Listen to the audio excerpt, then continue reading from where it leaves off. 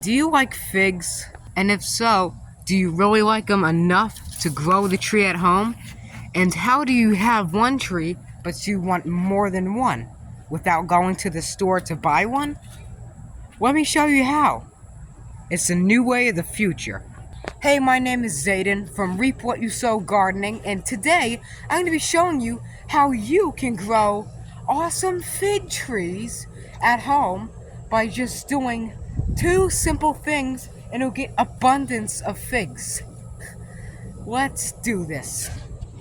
Probably hear me hyperventilate because it's hot out here and it's humid, and even in the shade it's just like breathing in like butane, so it's kind of strange around here. But I have a fig tree at my grandma's house, and I took a twig off of it. The twig, I'm not even joking, it was this thick and this long. I stuck the twig in water. I left 2 to 3 leaves like that on the stem. I stuck this in water, and a couple weeks to a month after, it started growing roots on it. What those roots did, I said, hey, let me bring this home, this cutting. No rooting hormone is used. People say, oh, you gotta use rooting hormone, you gotta use rooting hormone, you gotta use rooting. No, you don't. No, you don't. You can just put them in straight water, do this method how I did it, and you'll get better figs, and they won't taste like water and blood and disgusting. Okay? So, this is how I did it. After it started growing roots on it, I stuck it in some nice moist soil and waited it to grow. It grew all the way to the winter, and it lost all of its leaves in the greenhouse. But luckily, in spring, April, I think, or February, I brought this tree outside where my blueberries were, which is like this fire pit. I said I would plant sugarcane here.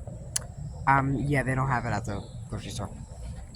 So, after that happened, I noticed that there was a bunch of buds on the tree, and I said, wow. I mean, it was like this tall then. And it has a little fig on it. Look at this. And now, you're probably going to say, Zayden, why don't you take the suckers off?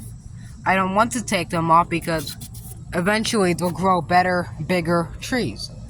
So, I can clone trees from this, not right now when the stems are green. They gotta be brown. But it went from a tiny twig, the thickness of that, to this, and it's kind of reminiscing about the crappy magnolia over there, and it's crappy because it don't have no flowers on it. But I mean, look at this tree. It's such a nice tree, and it's doing great. And we can just keep cloning these trees all the time, and we'll get more fruit and more harvest. I mean, look at this. Easy to do. They grow from zone 5, I think. I'm in zone 7B, so they're growing great here for me. So they can even grow in Florida, California, they do really good. Arizona, Mediterranean. They grow everywhere, basically, and they're like the easiest fruit tree to grow. They're the most easiest, prolific, beautiful fruit trees. You can even grow them as a landscaping. The fiddle leaf fig people grow as an ornamental in their house. People asking probably, can I eat the fruit from that? No, you can't because it's toxic. But this is beautiful.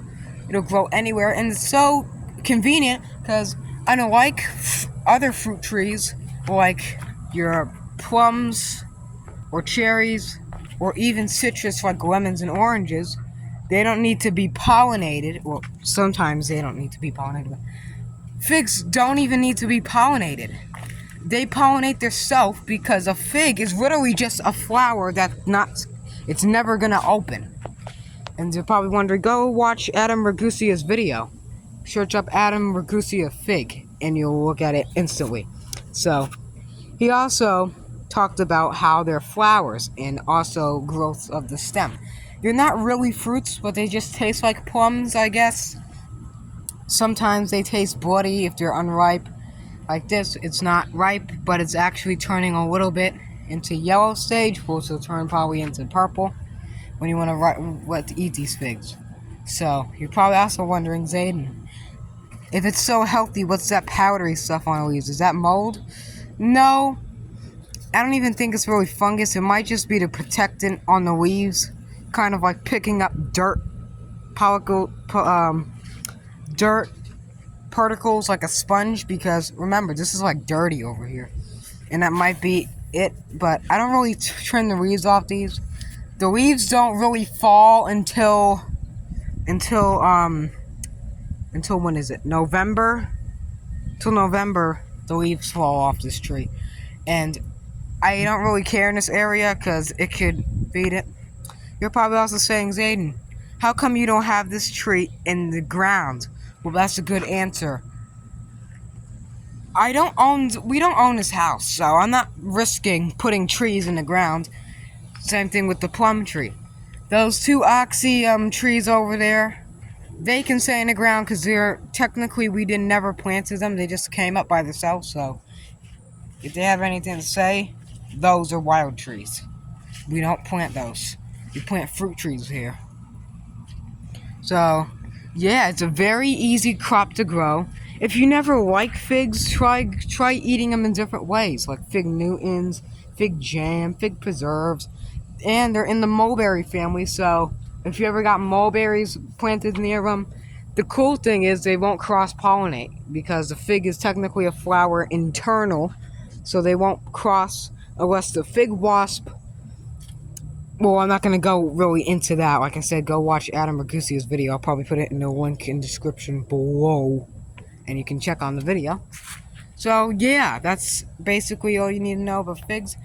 When the soil dries out, add water immediately. When it's like this, it's got plenty of water, plenty of moisture. They're also heat tolerant, so if the dirt is all crunchy and all dry and it's kind of like dust flying off of it, then immediately water. Because I mean, if it's like this, then yeah, you gotta water. You gotta water instantly. So I hope you enjoyed this video. If you did, like, comment, subscribe, give it a nice big thumbs up, hit the post notifications bell so you never miss a thing. Thank you for watching, and as always, keep on cloning plants.